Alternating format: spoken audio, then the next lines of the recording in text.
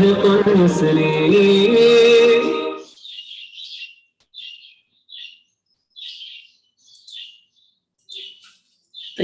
Silakan Pak Pujo. Ya. Assalamualaikum warahmatullahi wabarakatuh. Alhamdulillahirabbil alamin. Wassalatu wassalamu ala asrofil anbiya'i wal mursalin sayyidina wa maulana Muhammad wa ala alihi wa sahbihi ajmain. Pertama-tama kita panjatkan puji syukur kehadirat Allah Subhanahu wa taala.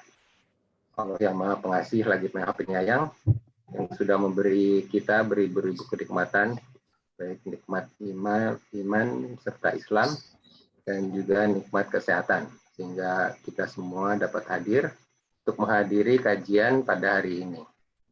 Salawat serta salam semoga terlimpah ke Nabi kita, Nabi Muhammad SAW, dan juga kepada keluarganya, sahabat, serta seluruh pengikutnya, dan ke kita semua sampai yaumil akhir.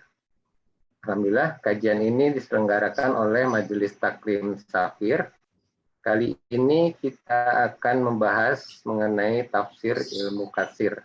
Kita akan bahas dari kitab Sahih Tafsir Ilmu Katsir, terbitan Pustaka Ibnu Katsir. Buku ini ada 9 jilid. Saat ini kita adalah kajian perdana. Kita akan mulai dari tafsir Quran Surat An-Nas. Kajian ini akan rutin dilaksanakan sekali sebulan, insya Allah pada setiap minggu ketiga. Alhamdulillah Pak Ustadz sudah siap untuk menyampaikan kajiannya. Mungkin silakan Pak Ustadz. Assalamualaikum warahmatullahi wabarakatuh. Alhamdulillah, Allahumma sholli ala Muhammad wa ali Muhammad. Kama shallaita ala Ibrahim wa ala ali Ibrahim innaka Hamidum Majid. Allahumma barik ala Muhammad wa ala ali Muhammad kama barakta ala Ibrahim wa ala ali Ibrahim innaka Hamidum Majid. Alhamdulillah Bapak Ibu sekalian dimuliakan Allah, kita dipermudah oleh Allah Subhanahu wa taala untuk menuntut ilmu di saat-saat weekend seperti ini, yang mungkin banyak yang jalan-jalan, olahraga. Alhamdulillah Bapak Ibu menyempatkan diri untuk melaksanakan ta'lim ini. Semoga ini jadi pahala yang berlimpah karena melakukan sesuatu di saat orang-orang yang mungkin saya bilang di saat orang-orang lagi santai, lagi lalai. Ya seperti tahajud ya, kenapa pahalanya besar? Karena orang-orang lagi lalai, lagi tidur. Dan mudah-mudahan pada hari ini kita yang belajar tafsir dapat pahala yang lebih, karena masih saja kita terus menuntut ilmu walaupun di saat-saat weekend. Karena memang menuntut ilmu adalah amal ibadah yang besar. Bahkan di antara tanda-tanda husnul khatimah adalah mati dalam keadaan menuntut ilmu. Ya sebagaimana dikatakan oleh Ibnu Rajab Al-Hambali, man mata taliban ilmi fa innahu min alamati husnul khatimah li'annahu mata 'ala ta'atin 'azimah. Siapa yang mati dalam keadaan menuntut ilmu, maka dia termasuk orang yang tanda-tanda husnul khatimah, karena dia telah melakukan ketaatan yang azim, ketaatan yang besar, yaitu menuntut ilmu. Apalagi ilmu tafsir, ilmu tentang Al-Quran. Bapak Ibu sekalian menaikkan Allah, tentunya Allah Subhanahu wa taala berfirman, "Afala yatadabbaruna al-Qur'an am 'ala qulubin aqfaluha?" Kenapa mereka tidak tadabbur Al-Qur'an? Apakah di hati mereka sudah dikunci? Jadi kenapa orang tidak meneliti, tidak mencoba memahami, tidak mencoba menggali apa yang ada di dalam Al-Quran? Kenapa tidak mau tadabbur, tafakkur terhadap Al-Quran, ayat-ayatnya? Apakah hati mereka telah dikunci? Banyak orang yang baca Quran, ya tapi hanya sekedar baca, tapi tidak paham. Ya, banyak yang baca Quran, tapi tidak mengerti. Makanya kata Imam At-Tabari, aku bingung kepada orang yang baca Quran, tapi tidak mengerti apa maksudnya. Maka mudah-mudahan pada hari ini kita semuanya mendapatkan ilmu yang bermanfaat, yaitu tentang Al-Quran. Bahkan kata Utsman bin Affan radhiyallahu an, "Lau anna qulubuna taharat ma syabi'na min kalami rabbina." Kalau hati ini suci, niscaya tidak akan pernah puas kita, tidak akan pernah bisa bosan baca firman-firman Allah. Ya. Kalau seandainya hati ini bersih, maka masyabi'na min kalami rabbina, kita tidak akan pernah bisa puas baca Al-Quran. Kalau hati ini bersih ya. Jadi kalau hati ini bersih, senangnya baca Quran terus. Ya. Makanya mudah-mudahan dengan baca Quran ini Allah bersihkan hati kita. Apalagi kita mempelajari tafsirnya. Bahkan kata Utsman bin Affan, ya, dan sungguh aku tidak suka menjalani suatu hari yang mana pada hari itu aku tidak melihat mushaf dan membacanya. Jadi beliau Utsman bin Affan gak suka hari-hari yang dilewati tanpa melihat Al-Quran dan membacanya. Mudah-mudahan kita semuanya dibersihkan hatinya oleh Allah Subhanahu wa taala dengan sebab belajar Al-Quran dan tafsirnya. Baik, kita mulai dari juz amma ya, dari surat An-Nas. Surat An-Nas ini familiar sekali dan pasti banyak yang sudah hafal tentunya. Akan tetapi apakah kita ngerti apa yang ada di dalamnya? Baik, saya akan share screen pembahasannya. An-Nas artinya adalah manusia. An-Nas artinya ada manusia. Surat ini Madaniyah. Surat ke-114 terdiri dari 6 ayat. Bismillahirrahmanirrahim.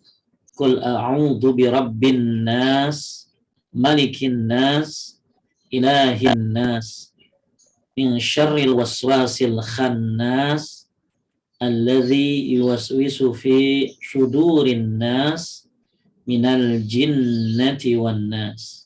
Boleh Pak Pujo artinya? Share-nya belum kelihatan, share-nya belum. Hah? Sudah. Ya, sudah muncul. Yang lainnya sudah agak telat. Ya. Ya, sudah.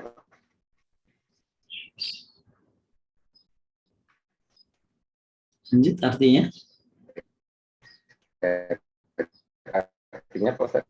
Iya, katakanlah. Katakanlah, aku berlindung kepada Rob yang memelihara dan menguasai manusia. Katakanlah, aku berlindung kepada Rob yang memelihara dan menguasai manusia. Raja manusia, sembahan manusia, dari kejahatan atau bisikan setan yang biasa bersembunyi, yang membisikkan kejahatan ke dalam dada manusia, dari golongan jin dan manusia. Ya, sepertinya sinyalnya Pak Pujo mungkin lambat ya. Ya, coba. Taib. Aku berlindung kepada Rabb yang memelihara dan menguasai manusia. Memang kita nggak akan pernah bisa berlindung kepada selainnya. Karena hanya Allah lah tempat berlindung kita. Makanya Rabb ya. Rabb ini artinya apa Pak Pujo? Banyak orang kalau ditanya Rabb ya artinya Tuhan. Sebenarnya Rabb ini artinya yang mengatur, yang mencipta, yang menguasai. Itu Rabb nih. Makanya aku berlindung kepada Rabb. Ya, siapa itu Rabb yang memelihara dan menguasai manusia? Qul a'udzu birabbin nas. Kalau kita berlindung kepada selain Allah Subhanahu wa taala ya akan hancur. Jangankan berlindung, bersandar aja sama manusia nggak bakalan bisa. Ketika kita lewat digonggongin sama mungkin diganggu sama binatang ya. Yang paling gampang untuk kita menghindari binatang ini ya panggil pemilik binatangnya, betul? Ya, Pak Pujo lewat depan rumah tetangga, wah digonggong-gonggongin. Ya, Pak Pujo kalau lawan itu binatang ya mungkin Pak Pujo antara dua, ya, antara luka atau bisa jadi ya menang. Tapi yang paling gampang ya tinggal minta aja sama teriak aja Pak Pujo sama yang punya binatang ini. Pak, tolong binatangnya.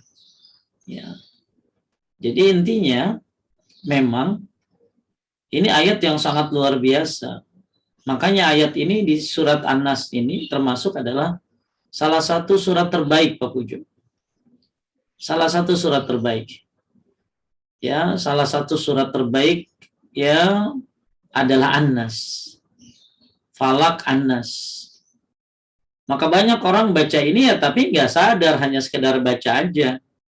Dia nggak tahu dia sedang membaca surat terbaik. Surat yang tidak ada yang sama sepertinya dalam masalah perlindungan.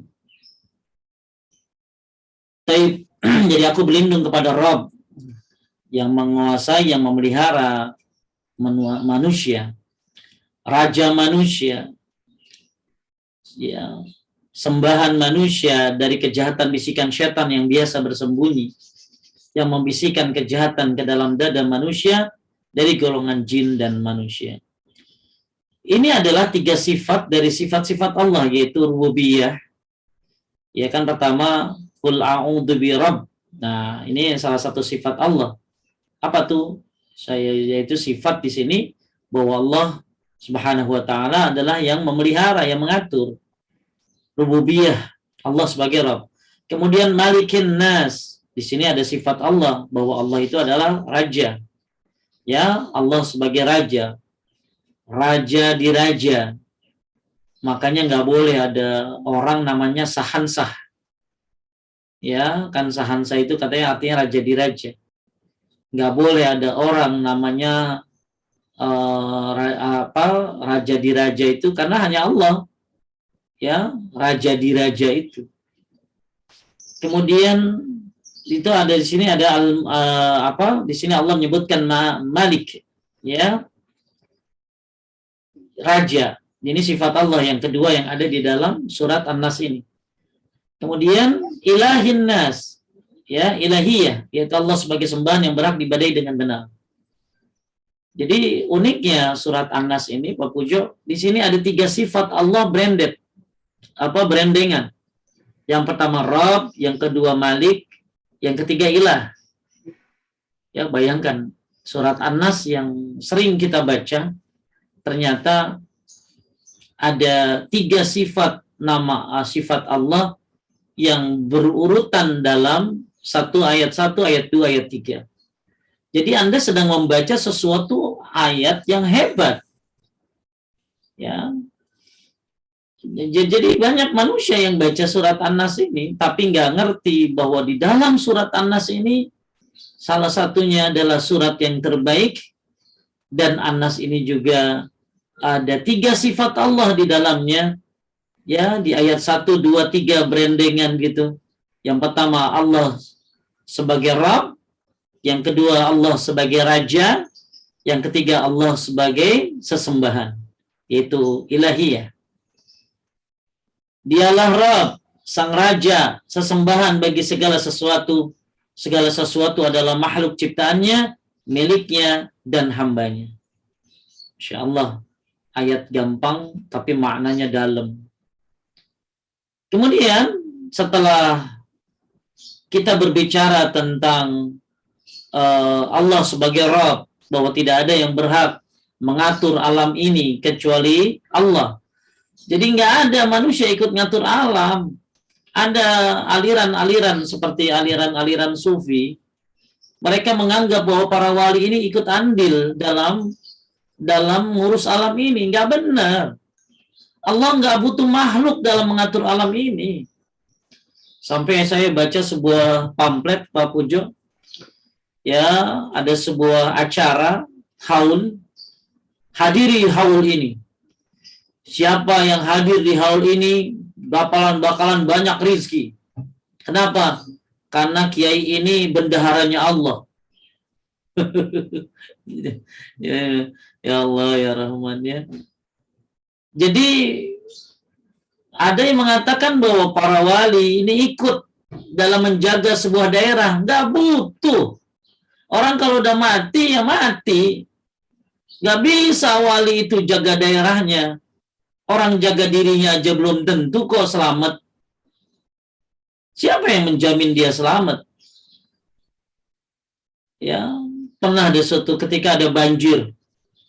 Ketika banjir melanda, akhirnya di sosmed dibilang, segera kalian ke kuburan si fulan, karena beliaulah penjaga negeri itu, penjaga daerah itu. Orang lagi banjir, bukannya kabur, malah ke kuburan. Minta tolong sama kuburan, karena dialah penjaga daerahnya. Ingat, Allah lah penjaga alam semesta ini. Allah penguasa, Allah Rabb, Allah Malik, Allah adalah sesembahan. Tidak ada yang ikut campur dalam mengatur alam ini kecuali Allah Subhanahu wa Ta'ala. Maka jangan ikuti perkataan-perkataan manusia yang mengatakan bahwa wali ataupun siapa dia, syekh, dia ikut membantu Allah dalam menjaga menjaga bumi ini.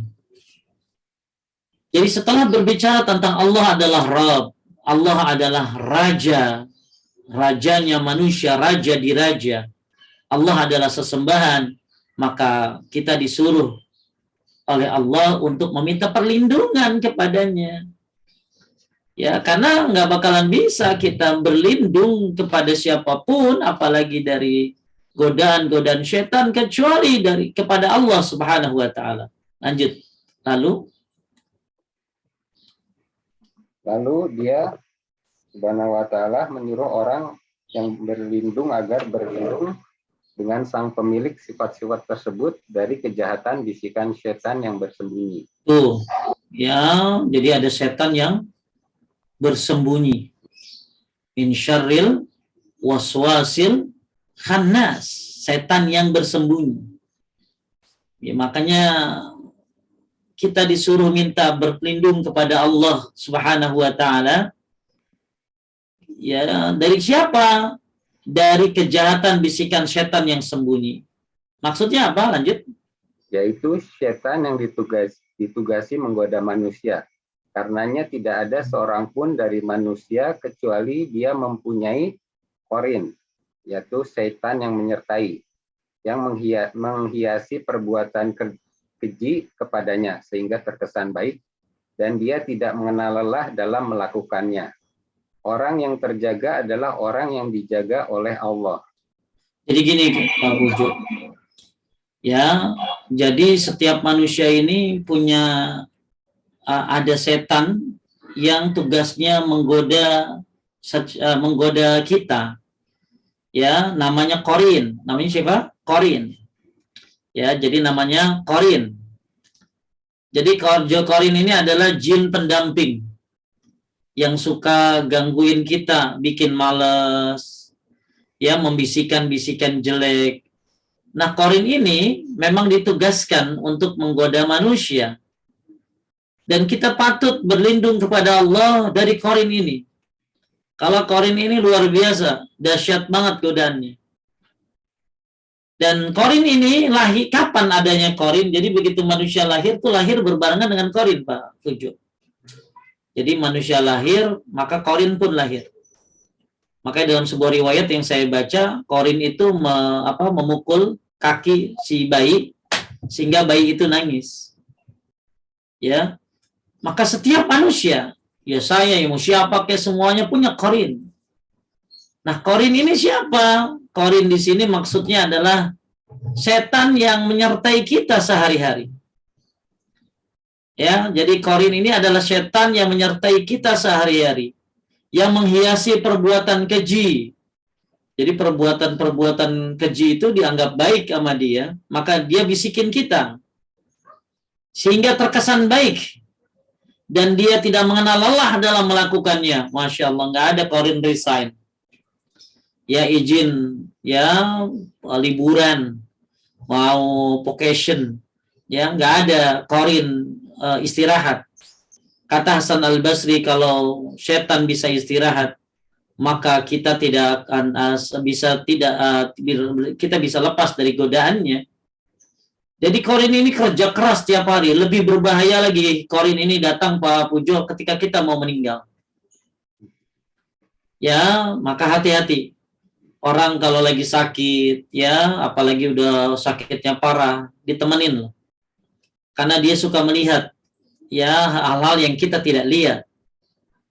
Dia melihat hal-hal yang bisa saja akan mengganggu akidahnya. Bahkan kata salah satu ulama salaf mengatakan, ketika kita mau meninggal nih, ya makanya kan ada doa, Allahumma inni a'udzubika an yatahabbatina syaitan indal maut.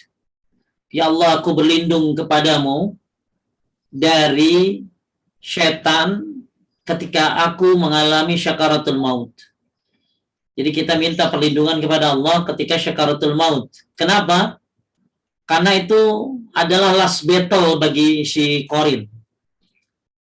Jadi Qarin ini berusaha menyesatkan manusia sampai di akhir hayat manusia itu. Maka kita bagus tuh suka baca doa itu tuh. Allahumma inni a'udzubika an yatahabbatani syaitan indal maut. Mungkin kalau ibu-ibu yang punya catatannya ditaruh di chatting. Ya Allah, aku berlindung kepadamu dari godaan syaitan ketika aku mengalami syakaratul maut. Bayangkan Imam Ahmad saja yang luar biasa keilmuannya, kesolehannya, itu sebelum meninggal digoda oleh Qarin ini. Ya. Sehingga Qarin ini bahkan saya baca dalam sebuah tulisan ulama salaf, Qarin ini katanya kalau kita mau mati, dia akan berusaha nyesatin kita, dan dia memanggil teman-temannya Pak Pujo untuk membantu dia dalam menyesatkan manusia. Sambil dia mengatakan, sesatkan dia. Kalau kamu tidak bisa menyesatkan dia sekarang, maka kamu nggak akan bisa menggoda dia lagi. Karena mau mati kan? Jadi kalau kita udah mati kan nggak digoda lagi dong. Kalau kita udah mati, maka nggak digoda lagi sama dia. Makanya itu saat terakhir dia godain manusia tuh di situ tuh, sampai dia panggil teman-temannya. Ya, maka efek-efeknya Qarin ini sampai-sampai ada orang begitu mati nggak mau taubat kan? Ada orang, jadi yang saya baca dari tulisan ulama salaf itu, sehingga ada orang yang begitu mau mati tidak mau bertobat kepada Allah, tidak mau membaca kalimat la ilaha illallah, tidak mau istilahnya, pokoknya nggak apa, orang ini mati dalam kesesatan. Bahkan ada seorang ibu-ibu cerita sama saya, dia bilang bahwa ada orang mau meninggal dunia, orang Islam kan, begitu mau meninggal dia murtad kan, dia murtad, sebelum meninggal dia murtad, ya dia keluar dari Islam. A'udzubillahi min dzalik. Semoga Allah menjaga kita. Maka bagus Bapak Ibu yang minta perlindungan kepada Allah untuk membaca doa-doa ya, seperti yang sering kita tahu, bismillahirrahmanirrahim la yadurru ma'asmi, itu kan udah pada tahu ya Kang ya. Ya, a'udzu bikalimatillahi tammati min syarri ma khalaq. Satu lagi tadi, Allahumma inni a'udzubika an yatahabbatani asy-syaitan indal maut. Ya Allah, aku berlindung kepadamu dari godaan syaitan ketika aku hendak meninggal dunia. Bapak Ibu sekalian dimuliakan oleh Allah, setan nggak pernah istirahat. Setan yang sangat berbahaya adalah setan yang namanya Qarin. Siapa Qarin ini? Setan yang menyertai kita. Maka Allah Subhanahu, kita lihat bagaimana Qarin yang ya sebenarnya ya. Taib. Syekh Muhammad bin Shalih Al-Utsaimin rahimahullah pernah ditanya, ya, siapakah Qarin itu?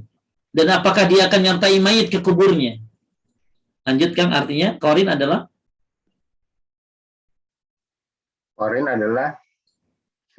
setan yang dikuasakan kepada seorang insan dengan izin Allah. Dia memerintahkan kepada perbuatan keji dan melarang dari berbuat makruh.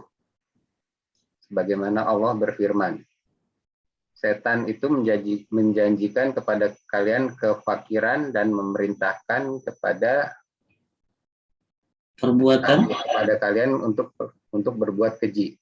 Taib. Jadi Qarin adalah setan yang dikuasakan kepada seorang insan dengan izin Allah. Maka kita bagus sering baca Fulhu, Falak, Anas setiap habis sholat. Kita bagus rajin-rajin pagi sore, zikir pagi sore sebelum tidur. sering-sering kita baca Falak An-Nas. Karena memang korin ini ya sangat berbahaya dan ia memerintahkan kepada perbuatan keji dan melarang dari berbuat kebaikan, ma'ruf. Asy-syaitan ya'idukumul faqra ya'murukum bil fahsya. Setan itu menjanjikan kepada kalian kefakiran dan merintahkan kepada kalian untuk berbuat keji. Kemudian akan tetapi lanjut Pak.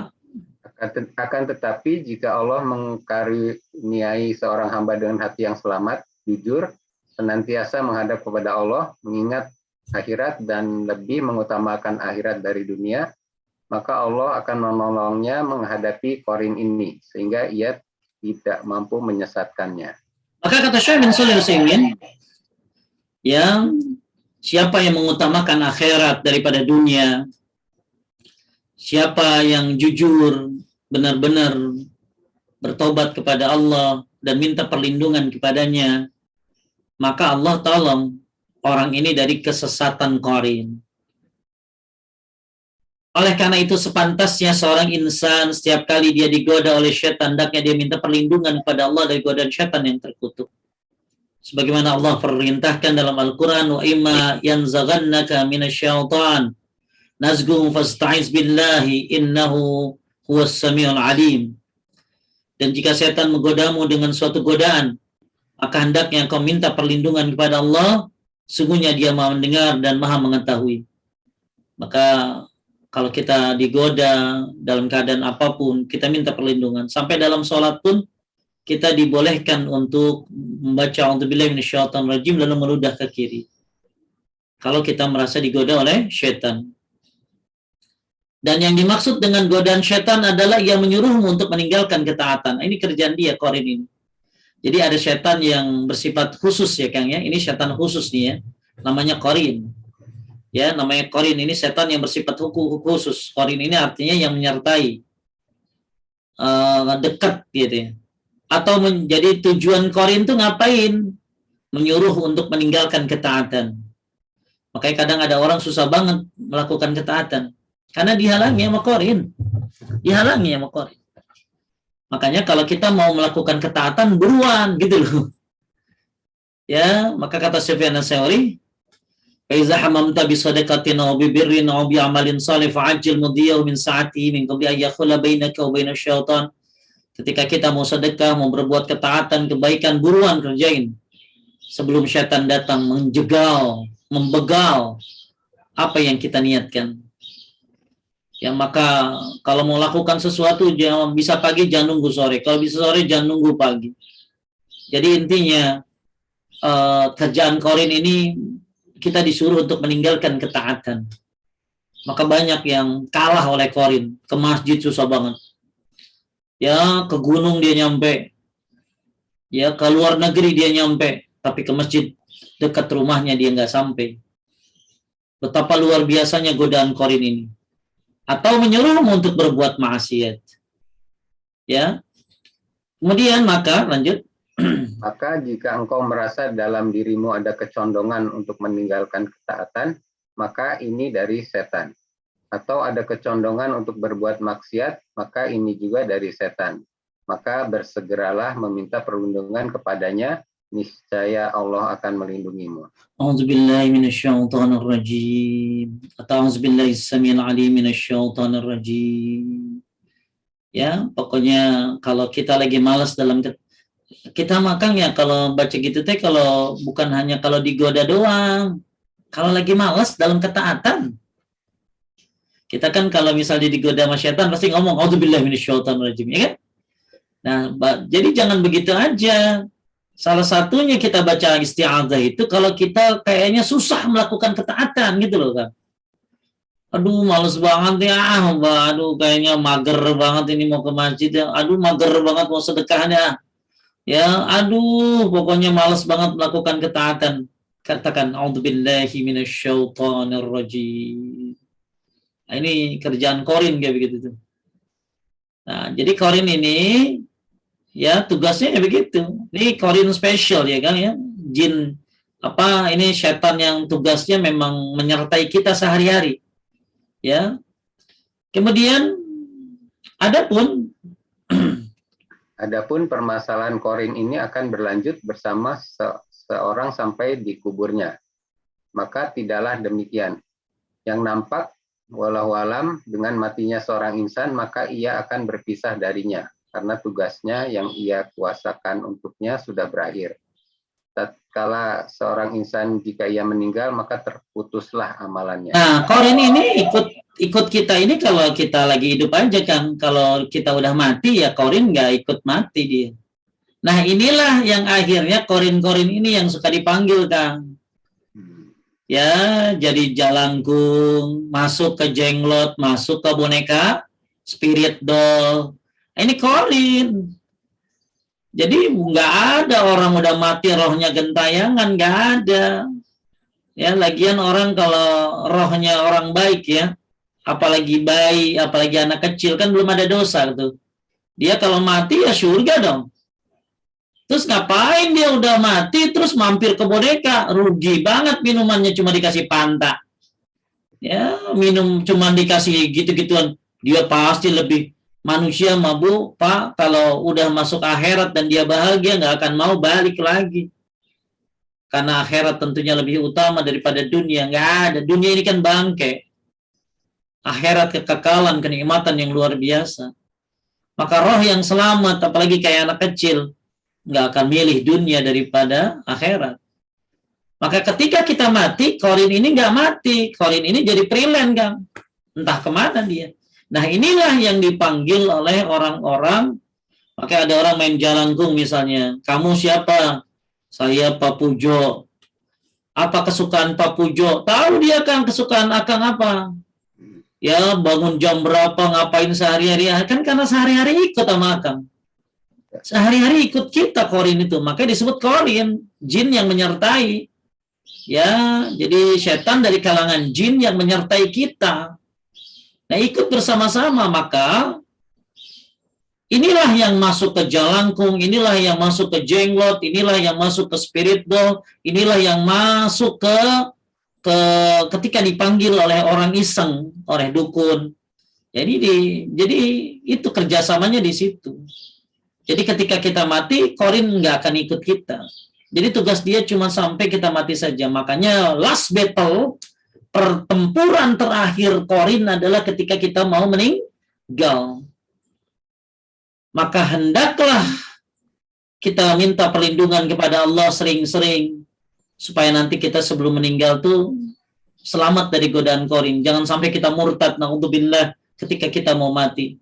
Jangan sampai ketika kita mau mati malah berprasangka buruk kepada Allah, naudzubillah.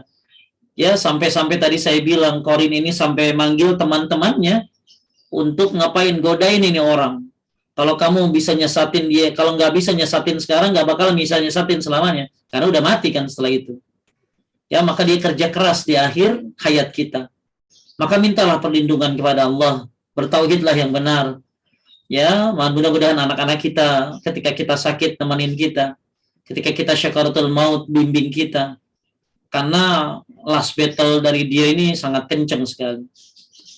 Nabi Taib, inilah tulisan dari Syekh bin Shalih Al-Utsaimin tentang masalah korin. Jadi korin ini ya kerjaannya ya seperti itu.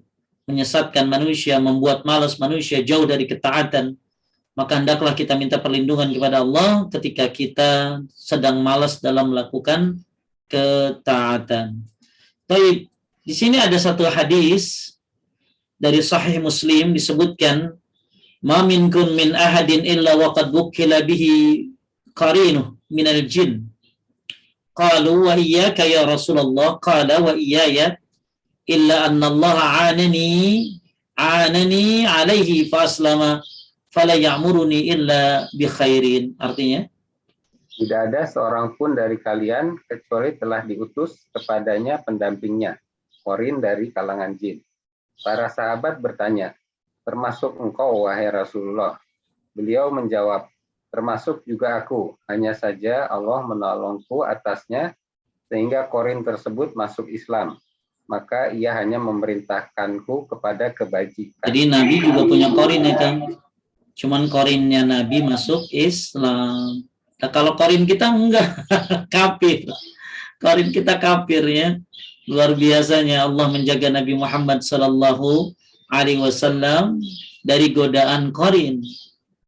Makanya qarinnya masuk Islam yang hanya menyuruh pada kebaikan saja. Kalau kita enggak, qarin ini menyuruh kita pada kesesatan, kejelekan, kemalasan dan menjauhi ketaatan dan menyuruh kita untuk melakukan kemaksiatan.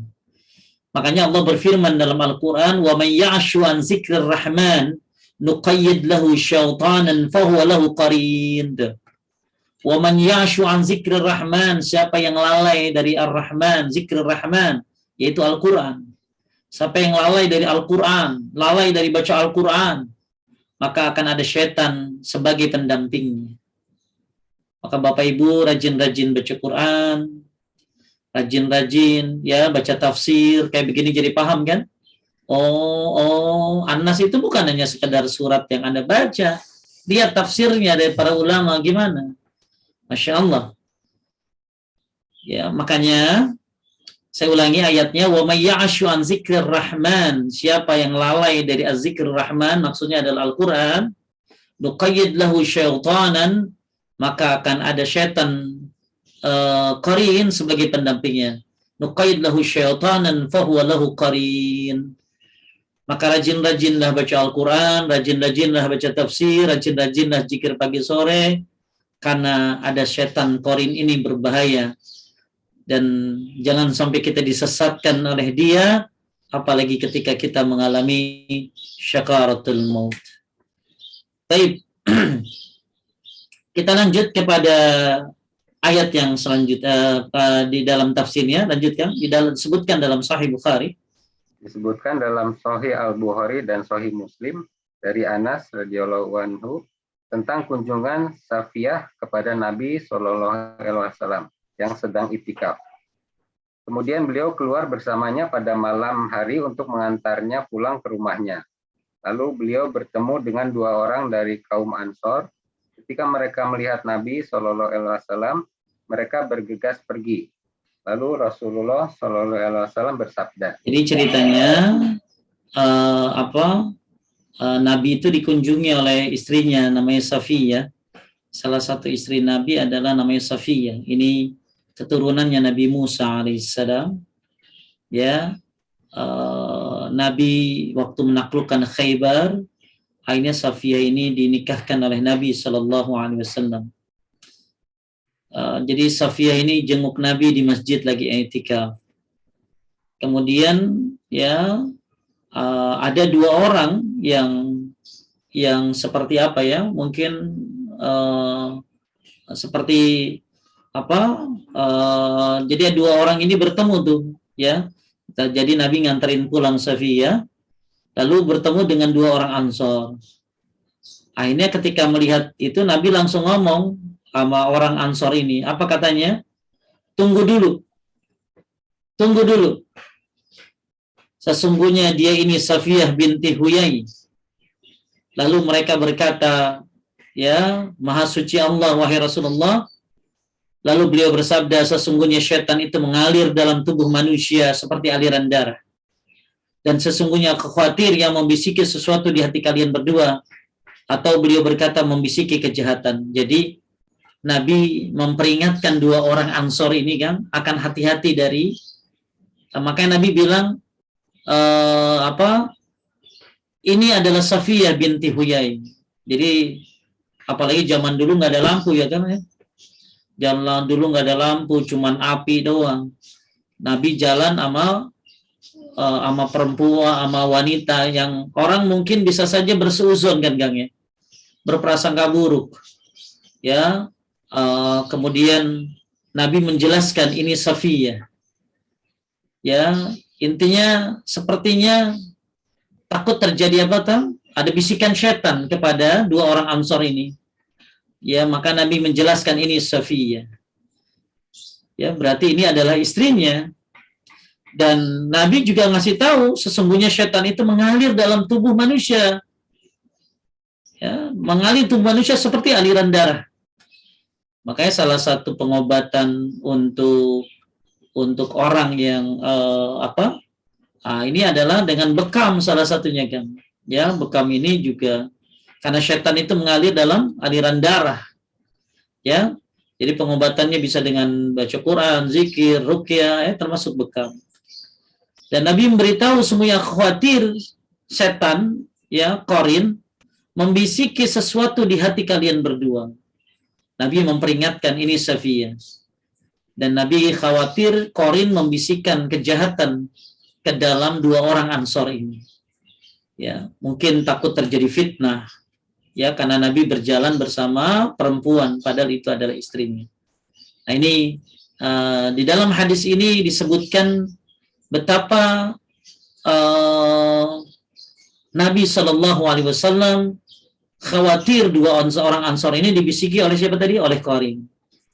Kemudian Nabi Shallallahu Alaihi Wasallam juga menjelaskan bahwa syaitan ini mengalir dalam tubuh manusia seperti aliran darah.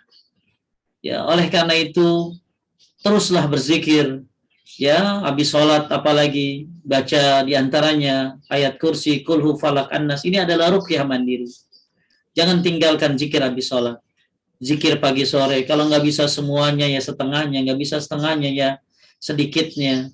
Dan jangan lupa zikir sebelum tidur. Pokoknya dalam Islam ini kan zikir banyak banget gitu loh. Mau makan, mau pakai baju, semuanya penuh dengan zikir, sampai apalagi masuk ke dalam kamar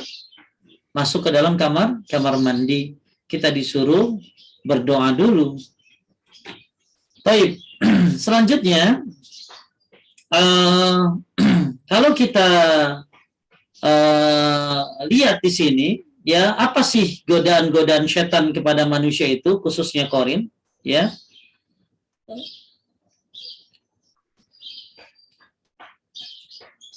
Baik, ini dia. Dalam kitab Turuqi Syaitan fi Idlalil Insan, ada seorang syekh namanya Syekh Wahid Abdus Salam Bali menerangkan tipu daya setan itu khususnya qarin, diantaranya adalah bolehkah? Menjadikan sesuatu yang batil menjadi indah. Dan B, menamai perbuatan maksiat dengan nama-nama yang indah. Ada nggak, Kang? Perbuatan maksiat dinamai dengan nama-nama yang indah. Ya, yang batil terlihat jadi indah. Tuh, ini kerjaannya qarin nih salah satunya. Terus C, menamai perbuatan baik dengan nama-nama yang tidak disukai. Tuh, perbuatan baik dinamain dengan nama-nama yang tidak disukai. Orang yang rajin ke masjid dibilang fanatik. Ya, orang yang belajar agama, nanti jadi teroris loh. Nah, ini kerjaan dia tuh. Ya, terus menyesatkan manusia secara bertahap. Oh, sabar dia. Nyesatin manusia tuh nggak langsung, sabar. Dia nyesatin manusia tuh ada stepnya. Terus meminta bantuan kepada pasukannya dari manusia. Ini kerjaan dia, nanti kita bahas nih. Ya, minal jinnati wan nas. Jadi manusia itu suka dimintain bantuan sama dia. Ya, maka ada setan yang berbentuk manusia. Lanjut. Berlebih-lebihan. Nih, ada manusia yang berlebih-lebihan. Ya, berlebih-lebihan dalam arti kata gulu namanya. Gulu ini berlebih-lebihan. Seperti berlebih-lebihan memuji Nabi. Nah, ini nggak boleh. Ya, makanya Nabi nyuruh la tatruni kama atrati Isa ibn Maryam faqul Abdullah wa rasuluh. Ya, kemudian mengambil jalan pintas atau tergesa-gesa. Ya kan, manusia ada yang ngambil jalan pintas kan, korupsi. Inilah sedikit godaan-godaan tipu daya syaitan khususnya qarin dalam menyesatkan manusia. Ya, ada kurang lebih 6 cara atau 7 cara. Baik, kita kembali lagi lanjut kepada ayat yang selanjutnya. Sa'id bin Jubair berkata dari Ibnu Abbas tentang firman Allah, al-waswasil khannas. Kan qul a'udzu birabbin nas sudah, malikin nas sudah, ilahin nas. Ini ada 3 sifat Allah nih. Min syarril waswasil khannas. Dari kejahatan syaitan yang bersembunyi. Syaitan di sini siapa tadi? Qarin. Ya, qarin ini adalah yang menyertai manusia sehari-hari, tugasnya menggoda, menyesatkan, membuat malas, menjauhi dari ketaatan. Nah, sekarang masuk kepada al-waswas, min syarril waswasil khannas. dari godaan setan yang selalu bersembunyi. Apa yang disebut dengan setan yang selalu bersembunyi? Lanjutkan. Said bin Jubair. Said bin Jubair berkata dari Ibnu Abbas radhiyallahu anhuma tentang firman-Nya, Al-Waswasil Khannas, bisikan setan yang bersembunyi, bahwa setan itu bertengger di hati manusia. Apabila manusia lalai dan lupa, maka ia membisikinya. Akan tetapi apabila manusia mengingat Allah, maka ia bersembunyi. Jadi gini, kita suka bilang kan was-was, was-was. Apa itu was-was? Ya, setan yang was-was, ya. Jadi sini waswasil khannas, setan yang bersembunyi. Maka apa maksudnya setan bersembunyi di sini? Bahwa setan itu bertengger di hati manusia. Maka was-was itu adanya di mana, Kang? Di hati, betul nggak? Ya, pasti manusia itu suka ada was-was, ya kan, Kang? Ya, ada was-was, ya. Kadang ada orang wudu berulang-ulang, ya kan? Ada orang macam-macam, makanya hati-hati dengan was-was ini. Was-was ini diantaranya adalah kerjaan apa tadi? Syaitan. Dan apa yang dimaksud dengan waswasil khannas? Maksudnya kata Ibnu Abbas, waswasil khannas ini adalah setan itu bertengger di hati manusia. Ini poin yang pertama dulu. Setan itu bertengger di hati manusia, dia nyerang hati kita. Sehingga terjadilah apa tadi? Was-was. Makanya ada beberapa cara mengobati was-was itu. Taib, coba dibacakan. Salah satu di antara senjata iblis untuk merusak manusia adalah penyakit was-was. Penyakit ini disematkan di hati hamba Allah untuk menimbulkan keraguan. Betul nggak? Ada nggak was-was, Pak Puju? Ada ya? Nah, lanjut. Dengan metode ini, setan bisa dengan mudah menggiring seorang muslim untuk mengulang-ulang ibadahnya. Ada yang mandi besar sampai sekitar 1 jam. Ada yang mengulang-ulang gerakan wudhu karena merasa ada bagian yang kering. Ada yang berwudhu berkali-kali karena merasa ada yang keluar dari dubur. Merasa, Kang. Merasa, bukan keluar, merasa. Ya, ini namanya apa, was-was. Padahal enggak gitu loh, terus. Ada yang buang air kecil setengah jam karena merasa tidak tuntas. Ada yang gonta-ganti celana karena merasa ada yang menetes. Ada yang mengulang-ulang takbiratul ihram karena merasa belum niat. Ada yang membaca Al-Fatihah berulang-ulang dengan susah karena merasa tidak benar. Bahkan sampai ada yang teriak-teriak, saya tidak mentalak istri karena menyangka telah melontarkan kalimat cerai. Ya, saya pernah ketemu sama orang ini, Kang. Jadi orang ini merasa dia mentalak istrinya, padahal yang hatinya doang yang ngomong gitu, nggak was-was gitu, Kang. Ya, jadi dia hatinya itu selalu ngomong, saya talak kamu, saya talak kamu, saya talak kamu.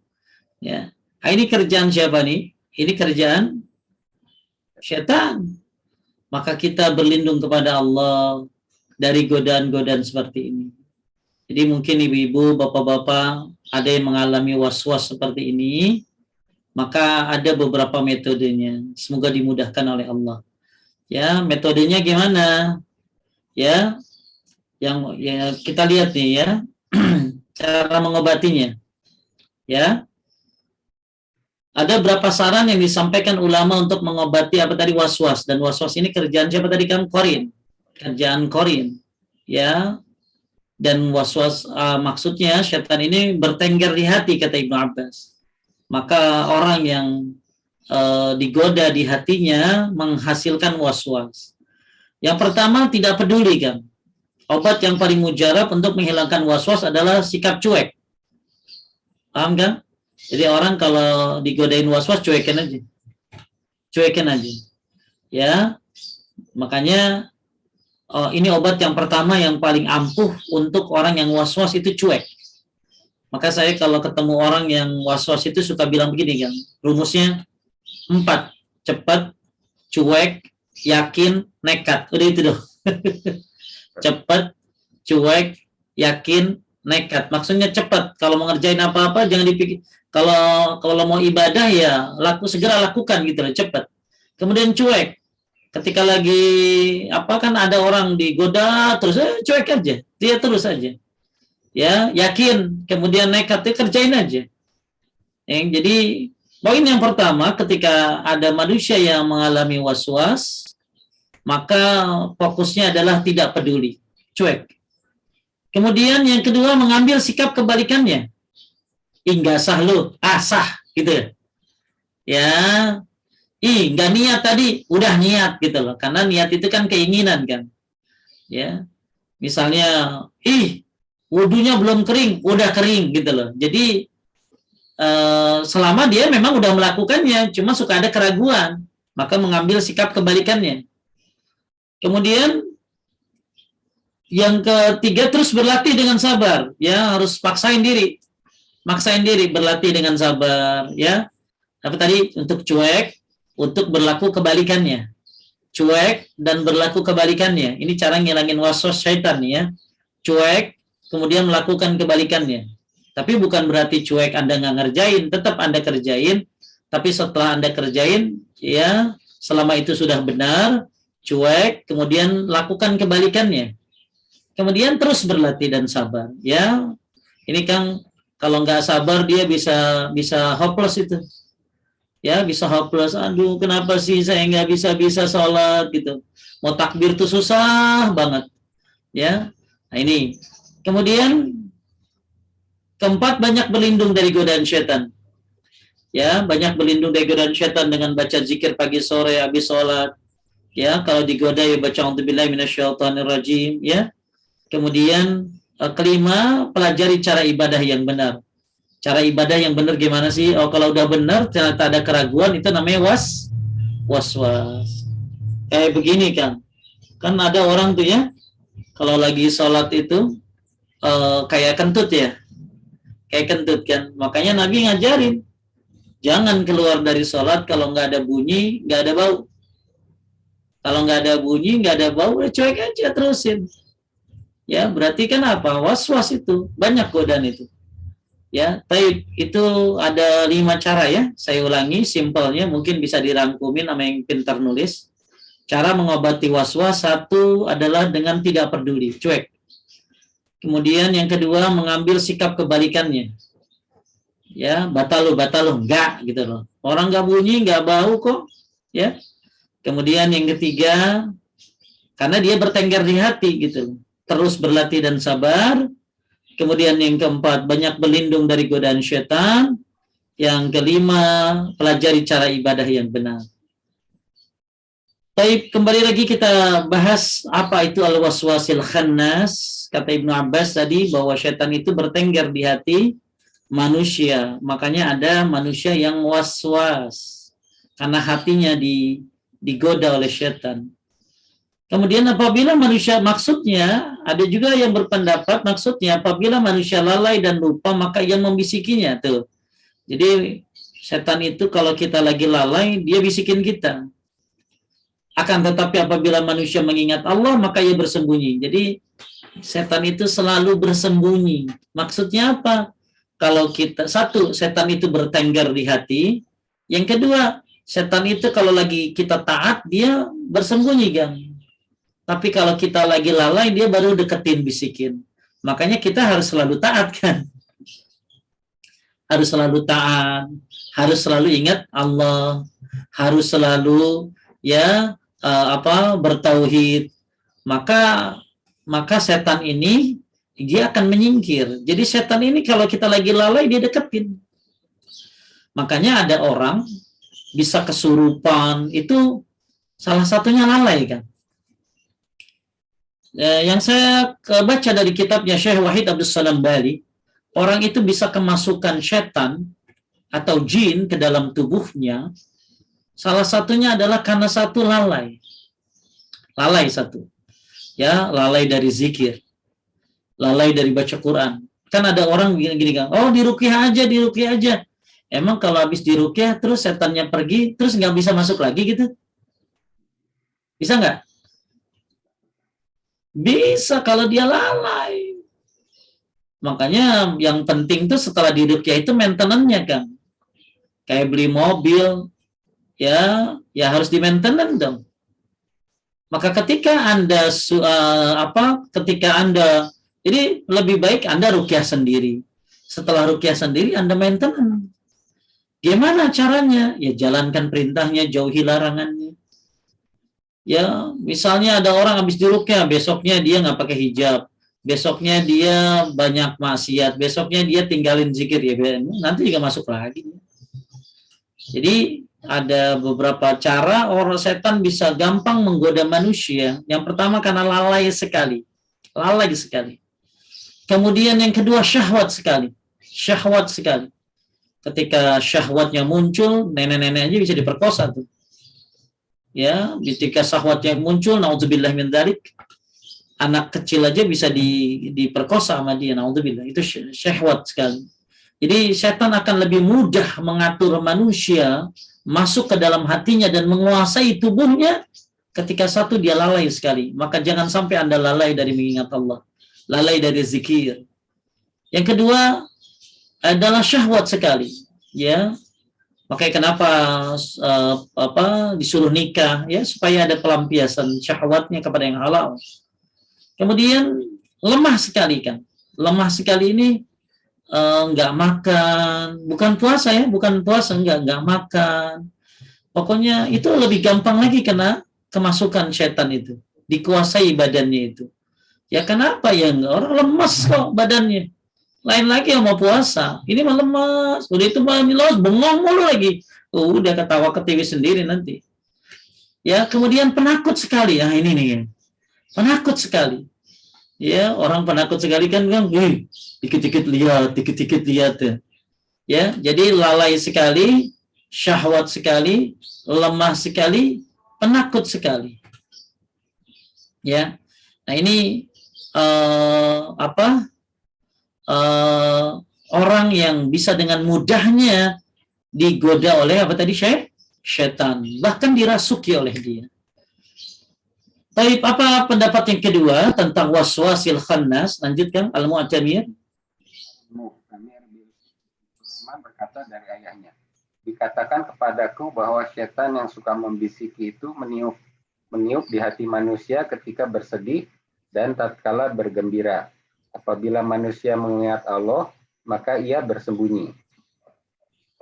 Nah ini, jadi yang pertama, saya ulangi, kita lagi bahas kalimat apa kan? Waswasil khannas, setan yang bersembunyi. Setan bersembunyi mana? Di hati manusia. Nah makanya ada orang yang waswas. Kemudian setan juga suka menggoda manusia ketika manusia itu lalai. Ya, maka tadi saya bilang hati-hati dari syahwat sekali, lalai sekali, ya. Kemudian ada lagi Kang malas sekali, ya, malas sekali. Kemudian bukan malas, pemarah Kang, pemarah sekali. Hati-hati, ya. Jadi pernah waktu itu saya baca sebuah kitab, ada orang ya bisa dimasuki oleh setan gara-gara dia marah sama orang tuanya. Maka hati-hati, marah-marah ini bisa jadi pintu masuk setan. Saya ulangi ya, ketika manusia ini didekati oleh setan, khususnya qarin, maka dia akan masuk lebih mudah ketika satu, dia ini lalai sekali. Ya, kemudian syahwat sekali, kemudian marah sekali, kemudian lemah sekali, kemudian penakut sekali. Maka hati-hati dengan 5 sifat ini. Nah, apalagi kalau lagi lalai, dia akan bisikin. Kalau kita lagi taat, dia akan bersembunyi. Kemudian yang kedua, kata Mu'tamir bin Sulaiman, maksud daripada waswasil khannas adalah setan itu suka membisiki, meniup di hati manusia ketika sedih dan ketika gembira. Apabila manusia mengingat Allah, maka ia bersembunyi. Maka hati-hati kalau lagi sedih, hati-hati ingat Allah. Lagi sedih nggak ingat Allah, gantung diri deh. Naudzubillah. Lagi sedih nggak ingat Allah, lanjut deh. Sakit hati, lanjut ke dukun. Santet. Ya. Lagi sedih, ya, karena suaminya layangan putus, ya, akhirnya marah, ya, entah, itu bisa aja dilakukan apa aja. Ya, ini hati-hati, ya. Jadi Anda jadi target dia. Ya, Anda bisa dengan mudah digoda oleh setan ketika setan ini ketika Anda sedih. Maka ketika kita sedih, kembalikan semuanya kepada Allah Subhanahu wa taala. Ya, lagi sedih, banyak zikir, lagi sedih, banyak istighfar, banyak taubat. Kemudian juga sama kalau lagi gembira, hati-hati lagi gembira. Lagi senang, berlebihan, akhirnya uangnya dipakai buat foya-foya. Ya, maka setan ini waswasil khannas, kata Mu'tamir bin Sulaiman, setan ini suka merasuki manusia ketika sedih dan ketika gembira. Tapi ketika dia sedih dan gembiranya mendekatkan diri kepada Allah, maka setan akan bersembunyi. Kemudian ada lagi kata Laufi, kan? Lanjut berkata. Laufi berkata dari Ibnu Abbas radhiyallahu anhu menafsirkan ayat al-waswas, bisikan setan, yakni setan itu menyuruh kepada kejahatan. Apabila ia ditaati sehingga orang tersebut berbuat kejahatan, maka setan itu bersembunyi atau melepaskan diri. Setan menyuruh pada waswas di sini maksudnya adalah apabila dia ditaati, ya maka orang ini berbuat kejahatan. Tapi kalau orang ini tidak ditaati oleh setan, maka setan itu akan bersembunyi. Makanya gini kan, ada orang kan ditanya, kenapa kamu bunuh anakmu, istrimu? Nggak tahu. Ada kan? Nggak tahu. Maka setan itu begitu. Suka menyuruh kepada kejahatan. Ya, kalau ditaatin, bisikannya, ya, maka kita akan muncul penyesalan. Tapi ketika tidak ditaati, maka dia akan bersembunyi. Jadi Bapak Ibu sekalian muliakan Allah, ada 3 tafsir tentang waswasil khannas di sini. Waswasil khannas yang pertama adalah setan itu suka bertengger di hati manusia. Ya, kalau dia lalai, maka setan akan menggoda. Kalau dia lagi taat, maka dia akan menyingkir, bersembunyi. Kemudian yang kedua, kalau lagi sedih, lagi senang, dia suka godain manusia. Kalau sedih, senangnya dibawa ke Allah, kepada zikir, maka setan akan bersembunyi. Maka jadikan sedih dan senangmu adalah mendekatkan diri kepada Allah. Hati-hati setan masuk di situ. Kemudian yang ketiga, bahwa setan itu suka nyuruh pada kejahatan. Kalau ditaati, maka akan ada penyesalan. Maka banyak manusia yang menyesal setelah melakukan kejahatan. Tapi kalau kita tidak taati kemauan dia, maka dia akan bersembunyi. Ya. Taib, selesai kalimat waswasil khannas. Ayat yang selanjutnya, alladzi yuwaswisu fi sudurin nas, yang membisikkan kejahatan ke dalam dada manusia. Tadi sudah saya bahas nih sedikit tentang apa tadi Bang? Waswas. Manusia, setan itu suka apa tadi? Membisikkan, ya, yuwaswisu fi sudurin nas, membisikkan ke dalam dada manusia. Maka obati waswasmu dengan 5 hal yang saya sudah sebutkan tadi. Salah satunya adalah cuek, ya, cuek terhadap bisikan dia. Selama yang sudah Anda lakukan benar, terusin aja. Kemudian selanjutnya, minal jinnati wan nas, ya, minal jinnati wan nas. Minal jinnati wan nas. Nah, di sini Allah berfirman dari golongan jin dan manusia. Apa maksudnya? Ya, jadi ternyata ada 2, ada setan dari golongan jin, ada setan dari golongan siapa? Manusia. Ya. Nah, kalau kita lihat di sini ada satu ayat, ya, ada satu ayat. Ada yang berpendapat bahwa ayat dari golongan jin dan manusia merupakan tafsir lafaz allazi yang membisikkan kejahatan ke dalam manusia. Di sini Allah Subhanahu wa taala berfirman, boleh dibaca artinya? Dan demikianlah untuk setiap nabi kami menjadikan musuh yang terdiri dari setan-setan manusia dan jin. Sebagian mereka membisikkan kepada sebagian yang lain perkataan yang indah sebagai tipuan. Jadi Bapak Ibu, ada setan yang berbentuk apa? Jin, ada setan yang berbentuk manusia. Nah, ada yang unik. Apa tanda-tanda setan berbentuk manusia? Taib, ini ada satu tulisan dari Syekh Utsaimin tentang siapakah setan yang berbentuk manusia. Jawaban beliau, lanjutkan. Setiap orang yang memerintahmu untuk berbuat kejelekan dan perbuatan keji, serta melarangmu dari berbuat kebaikan dan istiqomah, maka itulah setan. tuh, jadi salah satu setan yang berbentuk manusia itu kayak begini contohnya, Kang. Nyuruh kita untuk berbuat jelek, berbuat keji, ya, melarang dari berbuat kebaikan dan istiqomah, maka itu setan yang berbentuk manusia. Nah, ini sebagaimana firman Allah, "Wa may yattabi' khutuwati syaitani fa innahu ya'muru bil fahsya'i wal munkar." Artinya, dan barang siapa mengikuti langkah-langkah setan, maka sesungguhnya dia setan memerintahkan kepada perbuatan keji dan kemungkaran. Jadi yang lagi kita bahas setan yang berbentuk apa nih, Kang? Manusia. Jadi kalau setan yang ada minal jinn min syarril waswasil khannas alladzi yuwaswisu fi sudurin nas minal jinnati wan nas. Setan yang membisikkan kepada dada manusia, ya, siapa itu? Dari golongan jin dan manusia. Siapa setan golongan jin dan manusia? Nah, saya coba bahas setan golongan manusia. Nah, setan golongan manusia adalah yang menjauhkan kita dari ketaatan, nyuruh kita berbuat jelek, melarang kita untuk istiqomah. Itu setan yang berbentuk manusia, sebagaimana firman Allah surat An-Nur ayat 21, juga ayat Al-Maidah 91, artinya sesungguhnya setan itu bermaksud hendak menimbulkan permusuhan dan kebencian di antara kamu lantaran meminum khamar dan berjudi, dan menghalangi kamu dari mengingat Allah dan sholat. Baik. Maka setiap orang yang memerintahkanmu untuk berbuat kejelekan dan kemungkaran, serta menghalangimu dari berzikir kepada Allah dan sholat, maka dia setan.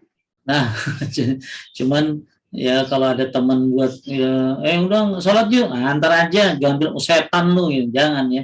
Jadi bedanya apa? Kalau setan yang berbuat jin, yang bersifat jin, kita bisa tegas katakan, a'udzubillahi minasyaitonirrajim. Tapi kalau setan yang berbentuk manusia, kita harus lemah lembut, kan? Nggak boleh gitu, sholat harus tepat waktunya. Ya, kalau dia dibilangin setan tambah berantem tuh, Kang. Ya, nah ini jadi goda lebih susah mana, Kang? Setan berbentuk manusia apa setan berbentuk jin? Berbentuk manusia. Ya. Baik. Nah, sekarang ada yang nanya, apakah setan berbentuk manusia itu bisa kedua orang tua kita? Apakah setan yang berbentuk manusia itu bisa kedua orang tua? Saya menjawab, walaupun itu kedua orang tuamu, namun bersemangatlah untuk menasihati keduanya. Jadi bisa saja, kan, orang tua kita digoda oleh syaitan sehingga melarang kita untuk melakukan kebaikan, maka bersemangatlah untuk menasihati keduanya. Jadi beda ya, menangani setan berbentuk jin dengan setan yang berbentuk apa tadi? Manusia. Kalau berbentuk manusia harus dinasihatin dengan lemah lembut. Tapi kalau berbentuk jin, nah itu harus tegas. A'udzubillahi minasyaitonirrajim. Ya. Baik, selanjutnya ada satu hadis di bawah. Imam Ahmad meriwayatkan dari Ibnu Abbas, ia berkata, seorang datang kepada Nabi SAW lalu ia mengadu, wahai Rasulullah, sesungguhnya aku benar-benar berbicara dengan sesuatu. Maksudnya dia bicara sendiri di hatinya, kan. Di mana tersungkurnya aku dari langit lebih aku sukai daripada berbicara dengan Pak Pujo. Suka nggak ada yang ngomong sendiri di hati? Lintasan gitu ya. Lintasan hati, pikiran, ya kan? Ya. Nah, ini ceritanya ada sahabat, ya. Dia bilang, ya, sesungguhnya aku benar-benar berbicara dengan sesuatu kepada diriku. Maksudnya dia kayak ngomong dalam hatinya tuh ada yang ngomong gitu loh. Ya, dan di mana tersungkurnya aku dari langit lebih aku sukai daripada berbicara dengannya. Maka Nabi SAW mengatakan apa? Allahu Akbar, Allahu Akbar, Allahu Akbar. Alhamdulillahilladzi radda kaidahu ilal waswasah. Allah Maha Besar, Allah Maha Besar, Allah Maha Besar. Segala puji bagi Allah yang telah mengembalikan tipu daya syaitan itu kepada bisikannya saja. Jadi, alhamdulillah, Kang, tipuannya itu hanya bisikan. Coba kalau ada di depan.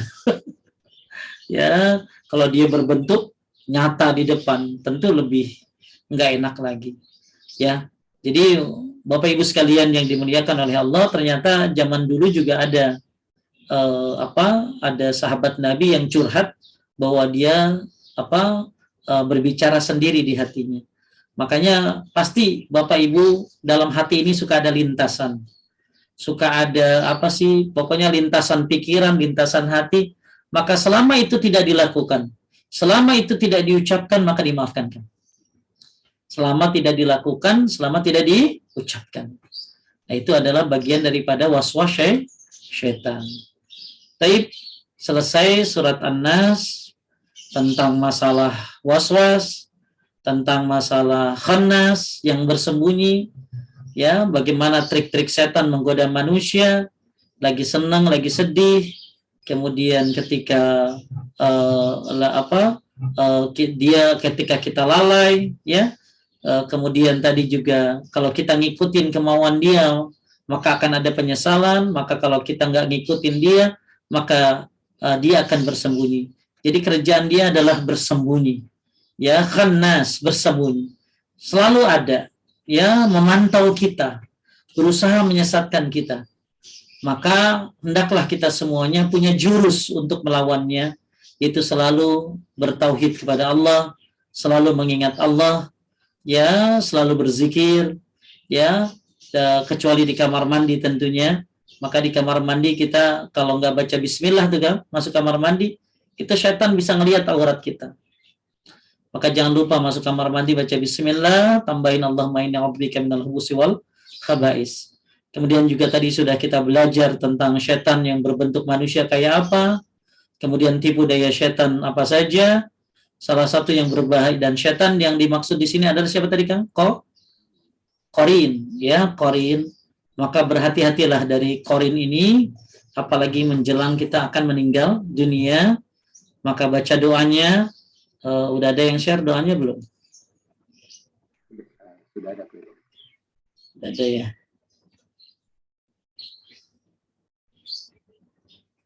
Baik, mungkin dari sampai sini sudah ada yang mau nanya, silakan.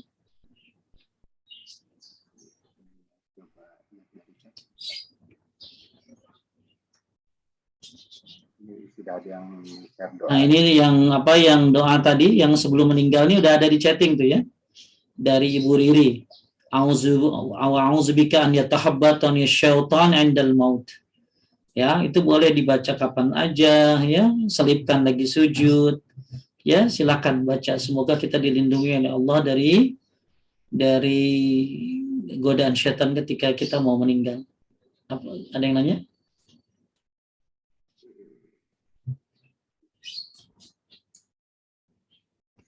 Ustaz kadang ragu ketika sholat sudah berapa rakaat. Apa kan pertanyaannya? Nah, ragu-ragu sudah berapa rakaat sholatnya? Baik.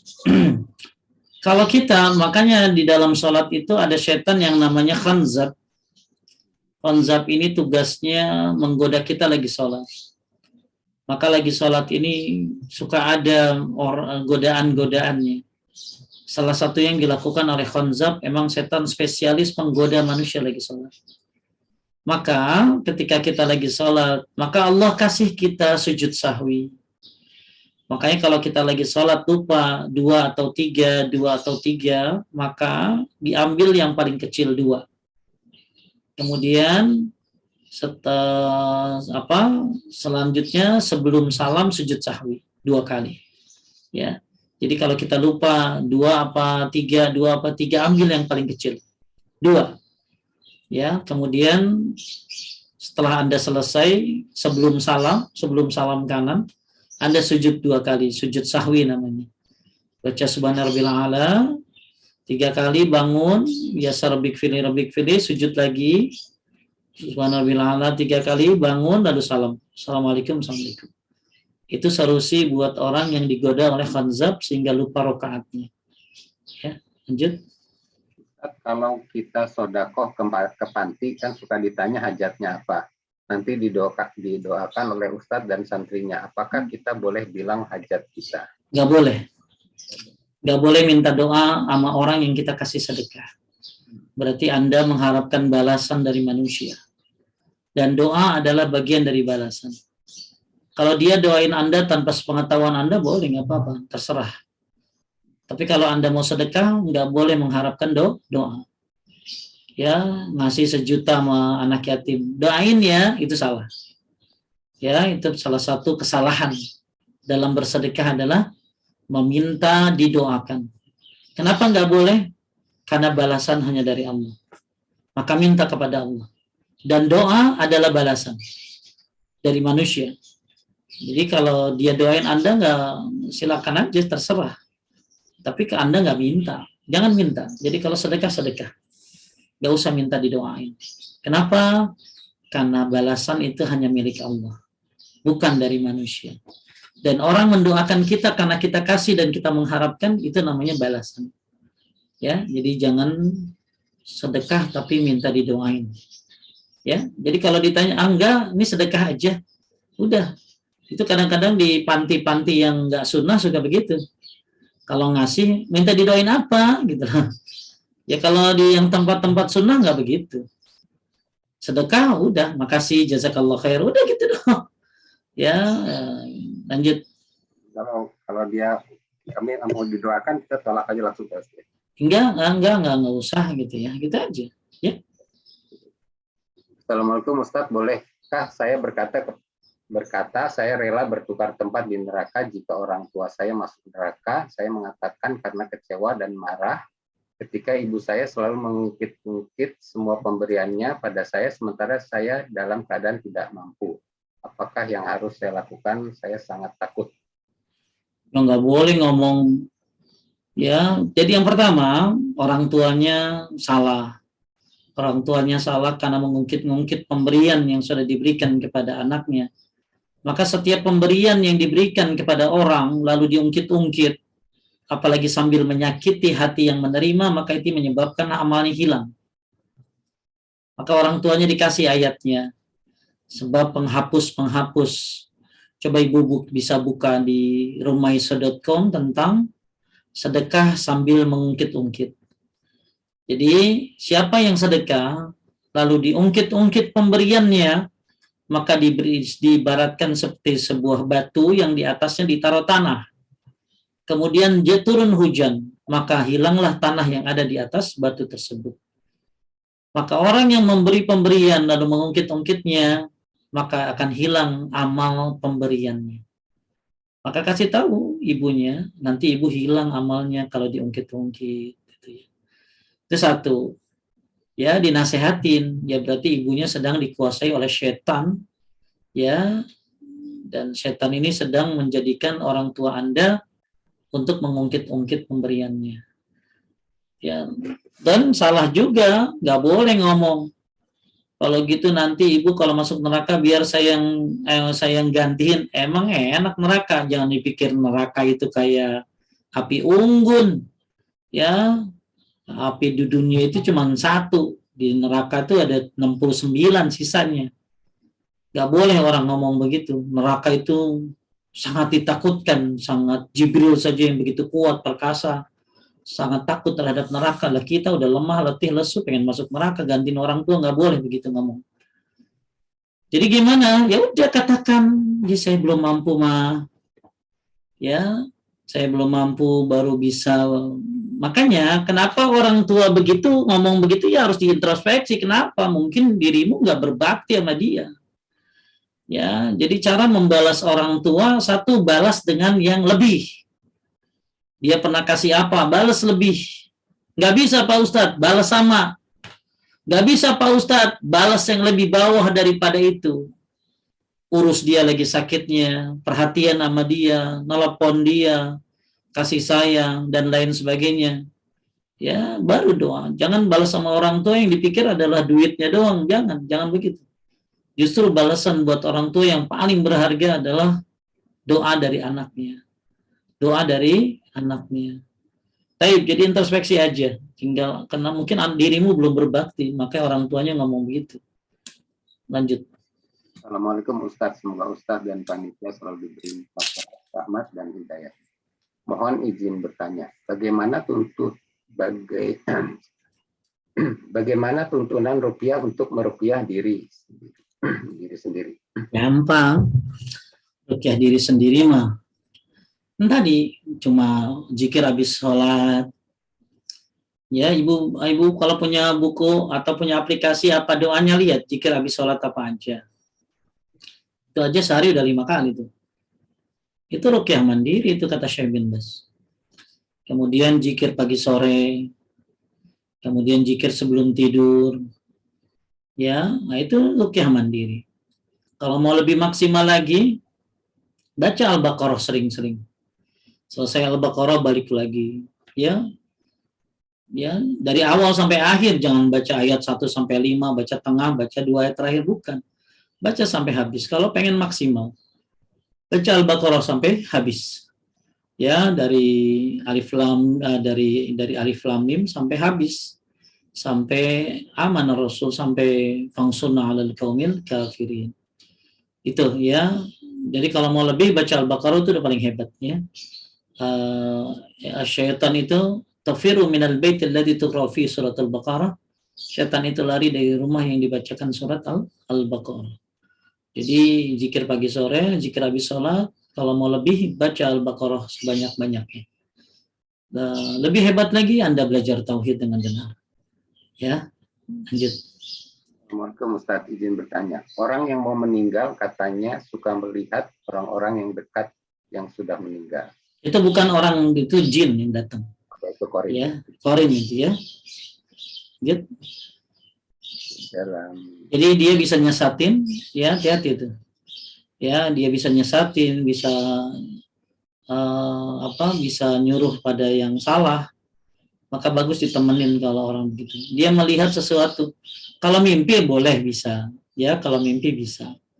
Jadi kalau Anda mimpi ketemu sama yang udah meninggal bisa. Bisa juga setan lagi mimpi itu. Ya. Nah, kalau orang yang lagi mau meninggal lihat saudaranya yang masih hidup itu bukan, nggak bisa. Ya, karena itu kan nyata, bukan mimpi. Maka bisa jadi dia melihat malaikat, bisa jadi dia melihat syaitan. Ya. Maka tinggal lihat ajakannya. Kalau ajakan nyuruh kafir, nyuruh murtad berarti syaitan. Tapi kalau ajakannya bilang ya ayyatuhan nafsul mutmainnah irji'i ila rabbika radiyatan mardiyah fadkhuli fi ibadi wadkhuli jannati. Itu bisa malaikat yang datang seperti itu. Lanjut. Ustaz, bolehkah dengan wasilah sedekah kita meminta sesuatu kepada Allah? Boleh, nggak apa-apa.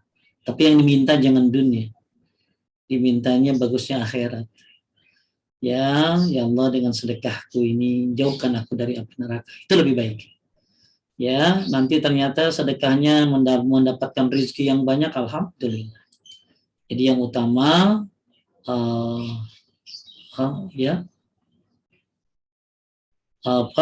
yang utama adalah dengan cara apa tadi kan pertanyaan, bisa jadi dulu. Wasilah sedekah. Ya, yang bagus mintanya akhirat itu jauh lebih baik. Ya, minta dengan sedekah ini diampuni dosa-dosanya. Ya, itu paling bagus kayak begitu. Gak apa-apa ya. Itu namanya tawassul dengan amal soleh. Lanjut. Ustaz, izin bertanya, ada seseorang sakit gelisah. Seseorang sakit sering gelisah dan kadang seperti ada yang mendorong hingga benar-benar jatuh. Padahal orang itu selalu zikir. Apa itu gangguan jin? Bila pindah kamar, gangguan itu tidak ada. Ya, orang zikir itu ya kadang-kadang zikir, tapi orang zikir ini banyak, jadi jangan salahkan zikirnya ya. Kalau ibu bilang dia kan sering zikir Pak Ustadz, tapi kalau selalu digoda setan, pertanyaannya zikirnya benar apa enggak? Khusyuk apa enggak? Ya, makanya kalau ada orang baca ayat kursi kemudian dia digoda setan, bukan ayat kursinya yang salah, berarti yang bacanya yang salah. Ya, bisa jadi dia tidak khusyuk, tidak benar, tidak yakin. Jadi jangan menyalahkan, jangan pernah menyalahkan zikir. Jangan pernah menyalahkan Al-Quran, salahkan diri kita. Tentunya beda, makanya sebuah senjata akan lebih hebat.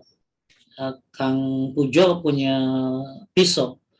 Lebih hebat pisau itu akan Kang Pujo pakai kalau tangan yang memegangnya kuat, betul? Ketika pisau ini dipegang oleh tangan yang kuat, dia bisa menebas apapun. Tapi ketika yang megangnya lemah, maka jangankan dipakai buat nebas, dia ngangkat aja nggak bisa. Maka di sini penting ketika Anda zikir tapi nggak bikin tenang, zikir tapi ternyata masih digoda oleh setan, berarti ada sesuatu yang salah pada zikirmu. Sama kayak orang sholat, habis sholat dia korupsi, bukan sholat salah, yang salah bukan sholat, tapi orang yang sholat ini ada kekurangan dalam pelaksanaannya. Ya ada yang hilang dalam dirinya. Lanjut. Assalamualaikum Pak Ustadz, bagaimana jika dalam sholat ragu bacaan Al-Fatihah kita sempurna apa tidak? Apa boleh diulang bacaan Al-Fatihahnya selama belum baca surat? Gak boleh diulang. Ya, kalau Al-Fatihah ini kalau Anda sudah baca benar, kemudian Anda diwaswasi, maka terusin aja baca Al-Fatihah.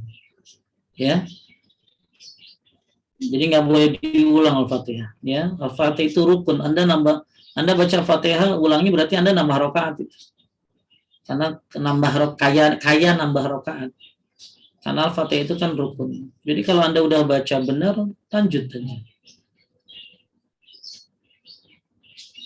Assalamualaikum Pak Ustadz, izin bertanya. Ada orang yang suka bermain tarot ramal dengan kartu. Bagaimana cara menasehatinya?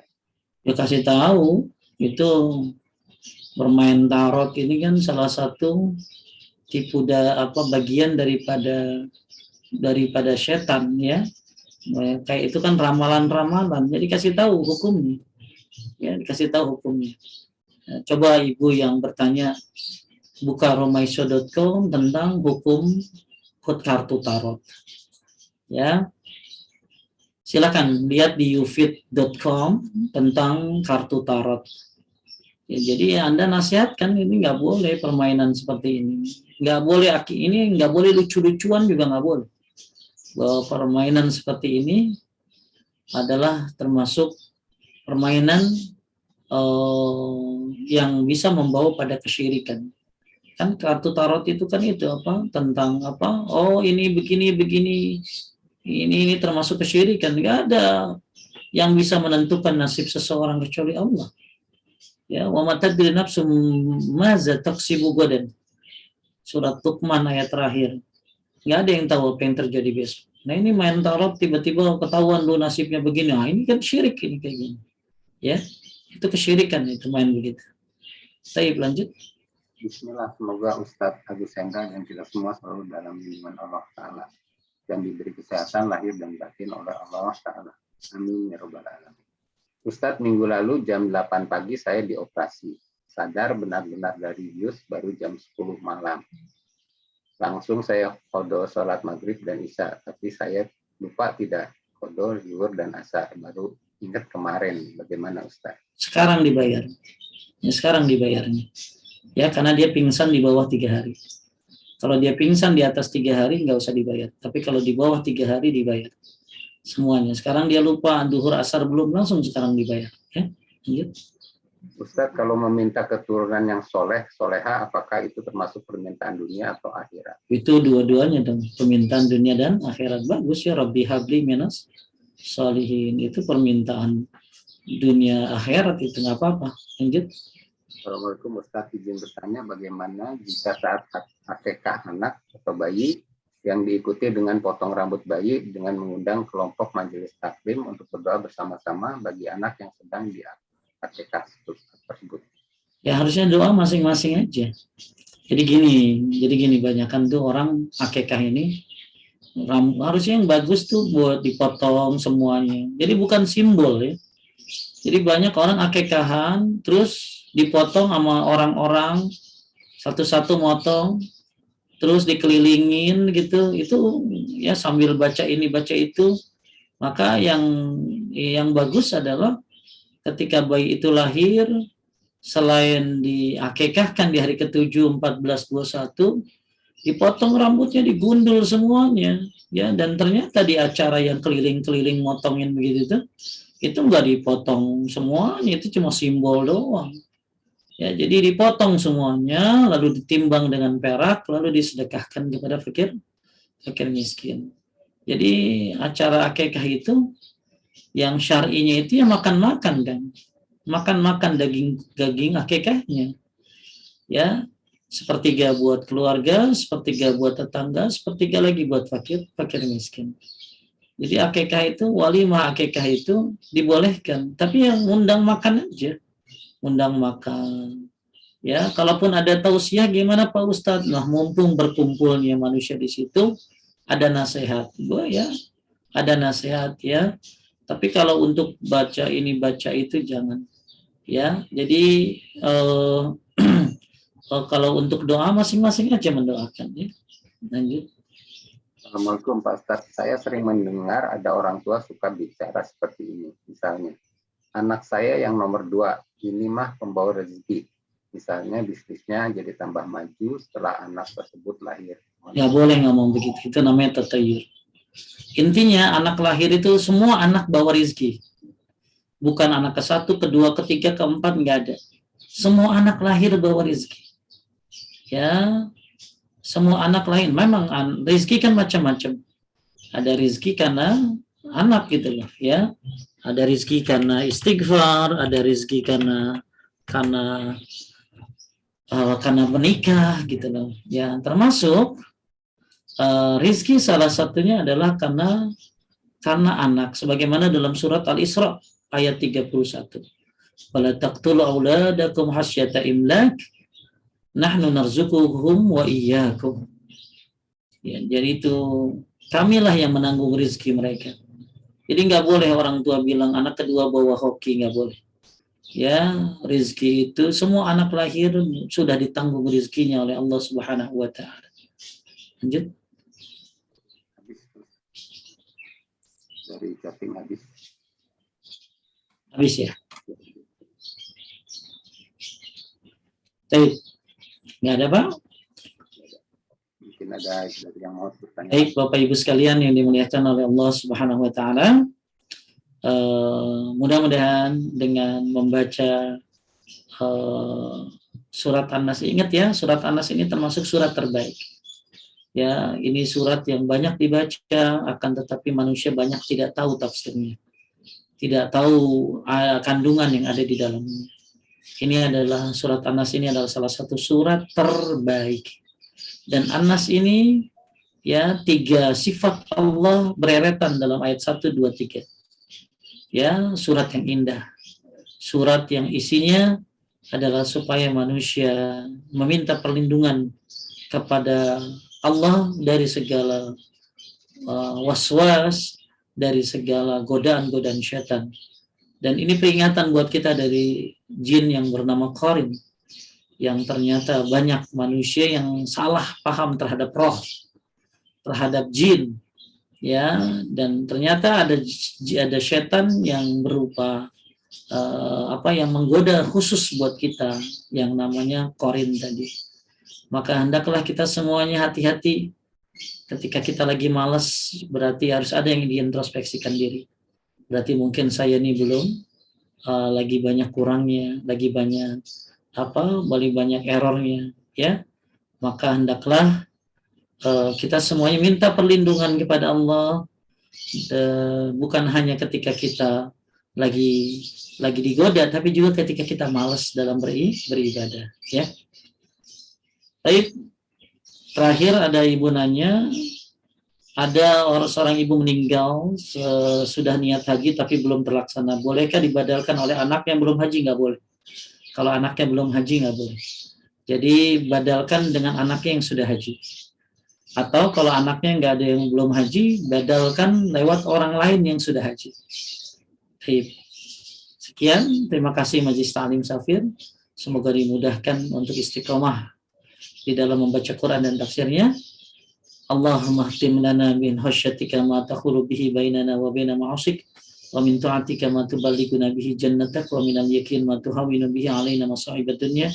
Allahumma matti'na bi asma'ina wa absarina wa quwwatina ma ahyaytana waj'alhu al-waritha minna waj'al sa'rana 'ala man dhalamana wansurna 'ala man 'adana wa la taj'al musibatana fi dinina wa la taj'al ad-dunya akbar hammina wa la mablagha ilmina wa la tusallit 'alaina man la yarhamuna. Subhanaka Allahumma wa bihamdika asyhadu an la ilaha illa anta astaghfiruka wa atubu ilaik. Terima kasih Pak Pujo dan para co-host semuanya. Assalamualaikum warahmatullahi wabarakatuh. Waalaikumsalam warahmatullahi wabarakatuh. Jazakallahu khairan Pak Ustadz atas kajian yang telah disampaikan. Mudah-mudahan jemaah semua dapat mengambil baik hikmah dari yang telah disampaikan dan mengamalkannya. Kajian ini akan kita lanjutkan bulan depan, minggu ketiga. Sementara minggu depan kita akan lanjutkan kajian ensiklopedia sholat. Jazakumullah khairan khairan. Wassalamualaikum warahmatullahi wabarakatuh.